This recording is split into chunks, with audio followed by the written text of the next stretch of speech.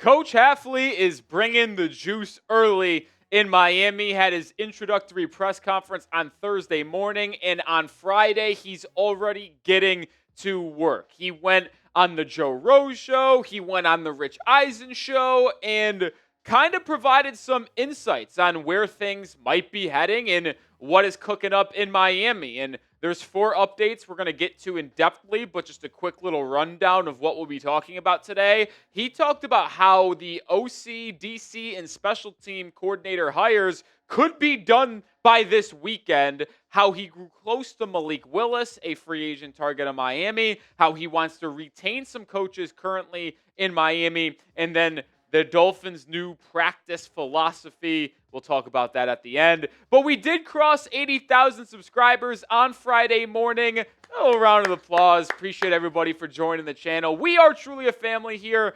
Very excited to see it continue to grow. Want to say thank you, but also for the people that haven't joined us, our coverage will never stop. 2 videos every day. Subscribe to the channel. But you saw it kind of summarized here by DolphinsTalk.com, and then we saw other people talk about what he said on the Rich Eisen show in the early afternoon portion of Friday. But there is a strong chance that Hafley finds his offensive coordinator, defensive coordinator, and special teams coordinator by Sunday evening. And when we're here Monday, we have the basis of our coaching staff. He already knows who he wants to pull potentially from other teams or on the open market. And now we've talked a lot about potential OC candidates this past week for the Miami Dolphins that have been connected to Jeff Hafley in the past or seem like they could fit with him in Miami. The people with an asterisk next to their name, well, guess what? Those are the names that have not called plays either in the NFL or in college. The guys like Luke Getsy, Brian Daboll, Kliff Kingsbury, Bobby Slowik, all have called plays either in college or in the NFL. And when you look at these names here, I think the 2 names that stand out the most to me is Bobby Slowik and Brian Angelichio. We made a full video on Angelichio earlier in the week because there are some rumors out there that he is the preferred choice for Jeff Hafley. I've heard some of that. We saw it talked about on social media from other people as well, Jonathan Jones of CBS Sports. But I think Bobby Slowik is a top option as well. And he's been linked, not only because he's already on the Dolphins staff, but Albert Breer on Wednesday said that some candidates for the OC job, Bobby Slowik, Todd Monken, who I don't really think is a real option. I think he goes to the Giants and follows John Harbaugh. Brian Daboll, if he doesn't get the Bills head coaching job, maybe Miami takes a swing at the former Giants head coach and Bills offensive coordinator. But Adam Stenavich is another intriguing name, the Packers OC. He doesn't call plays, although Green Bay can block that potential move because it is technically lateral in the title and name value of your role. It is seen as an upgrade for him personally because he will finally be able to call plays in the NFL because he'll never do that underneath Matt LaFleur.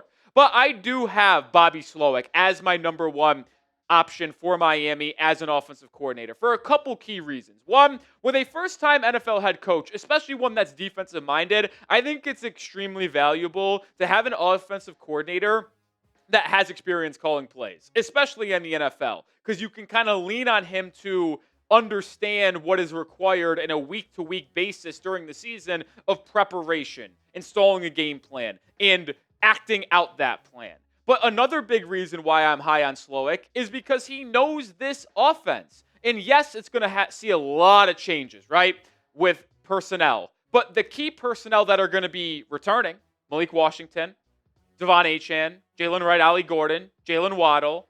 Like, these guys that are returning, he'll have an understanding of what they are best at, what they are not good at. And it will make it a seamless transition on the offensive side of the ball because we will see a wild change in scheme from Mike McDaniel to whoever is the next offensive coordinator, just because Mike's offensive game plan and scheme is just so different from almost every single other NFL offensive mind. So that's why I think Bobby Slowik is my number 1 guy, and I hope he ultimately is the hire. But who do you want to hire as offensive coordinator? Is it Bobby Slowik? Is it Adam Stenavich? Is it Brian Daboll? Is it Brian Angelichio? Is it someone different? Let me know your thoughts down in the comments.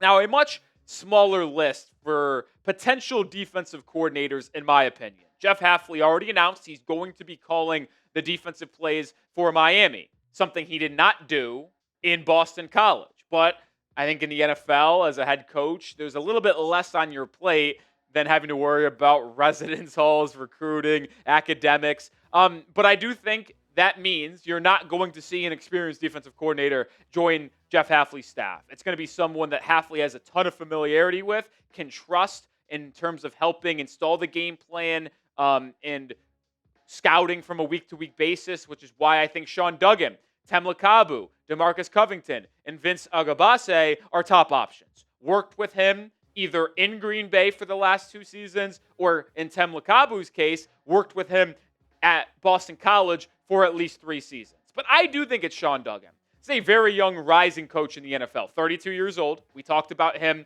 on a video Friday morning. Go look on that if you want an in-depth breakdown. But he has been with Hafley from 2019 to currently. At Ohio State in 2019. Boston College from 2020 to 23. And then Green Bay over the last 2 seasons. There's so much familiarity there. Duggan is a rising coach. I think he is the next defensive coordinator for the Miami Dolphins. But special teams is where it gets interesting. Miami on PFF was not graded out very highly in terms of their special teams ability this year. Even though I thought Riley Patterson was phenomenal, filling in for Jason Sanders. I thought the punt unit was pretty solid this year. If there was a knack on the special teams unit at all, it would be the kick returns and the kickoff coverage. But I think punts and field goals, we were good this year. But I don't know if Craig Aukerman gets retained.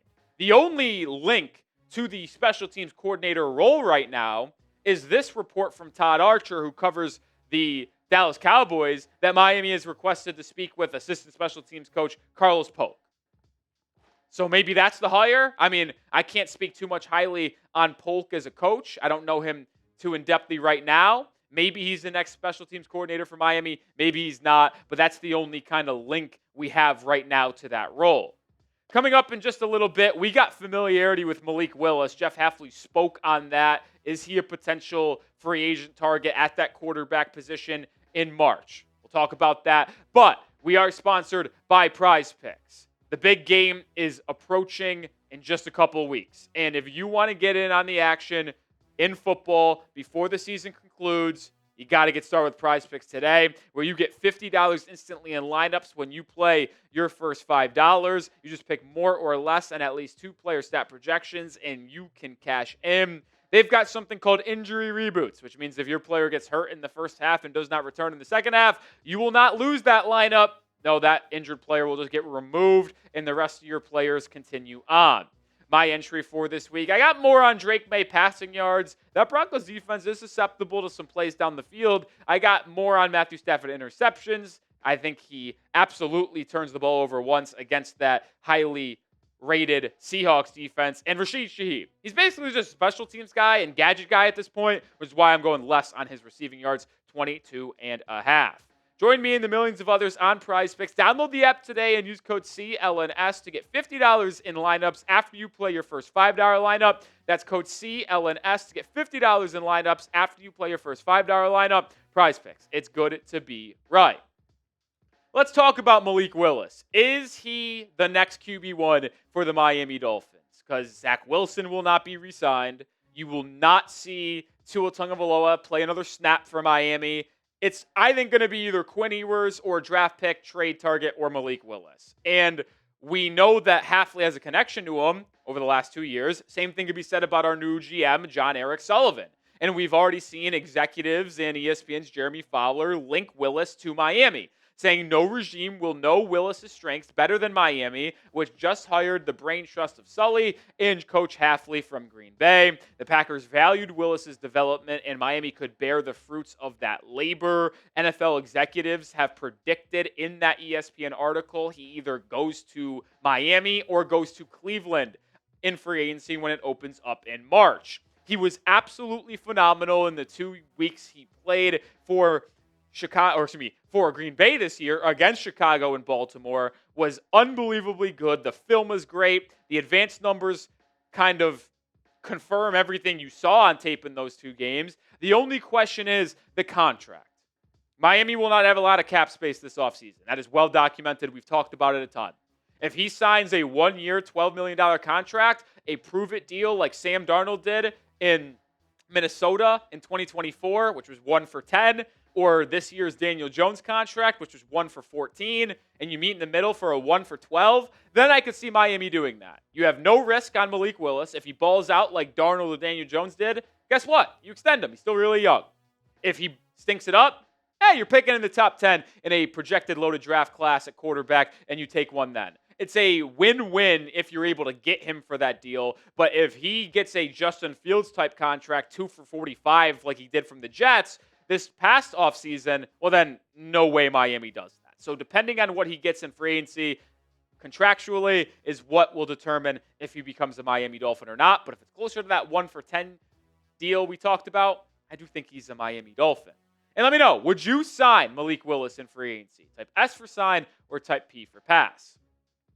Hafley did talk about how he would like to retain some coaches currently on the staff in his current regime starting now.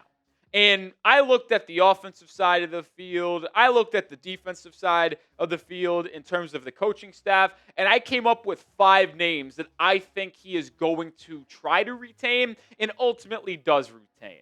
You know what? I'm going Bobby Slowik. I think he does ultimately become the next offensive coordinator. There's a lot of smoke with Angelichio, but if he can convince Slowik to stay in Miami, I think that's a guy that would stay and become the offensive coordinator.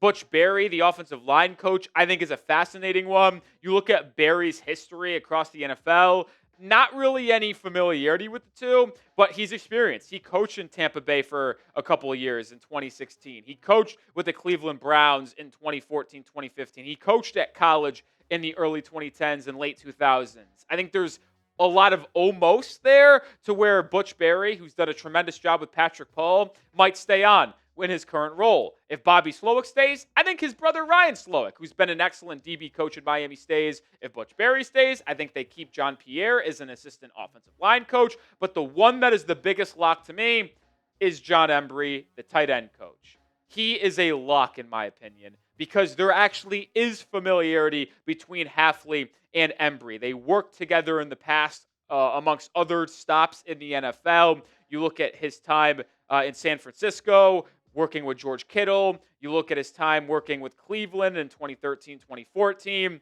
There's just a lot of familiarity between Embry and Hafley, which is why I think he ultimately stays on as tight end coach. Might even become assistant head coach and tight end coach. Who ultimately knows? Let's round out with this. Is there an improvement? We talked about accountability. We talked about tougher practices off the top of today's show.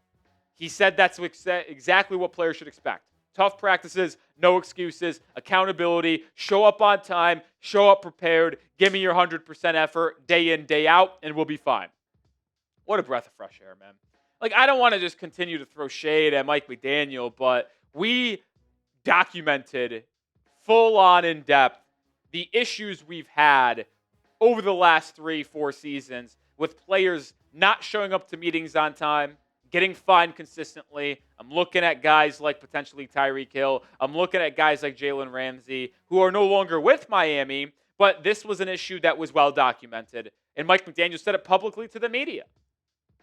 I don't think that's going to fly with Jeff Hafley and this new regime in Miami. And boy, oh boy, do I absolutely love that. That'll do it for today's show. We'll have videos going out over the weekend in daily coverage of the Dolphins. If Miami does hire their coordinators this weekend, we'll have a video going out for you. So hit that sub button and lock us in.